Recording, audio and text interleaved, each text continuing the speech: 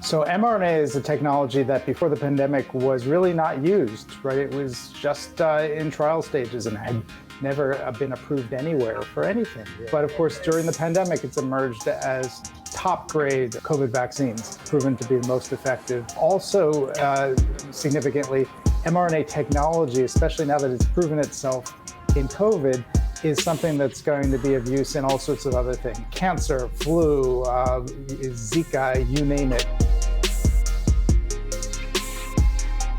Other than the United States and a couple of countries in Europe, nobody else makes mRNA vaccines at the moment. It's entirely dominated by Pfizer, BioNTech, and Moderna, the three companies that have production in the US and in parts of Europe. It's not yet in China. There's some projects underway. There's a company in China that has a clinical trial that's supposed to start soon. There are efforts to develop the vaccine to get mRNA production underway in a lot of countries. The WHO and the South African government announced a plan last month to try to make South Africa a hub for mRNA vaccine production.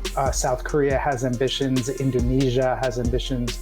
Malaysia, Australia, a lot of places are funding mRNA vaccine technology research.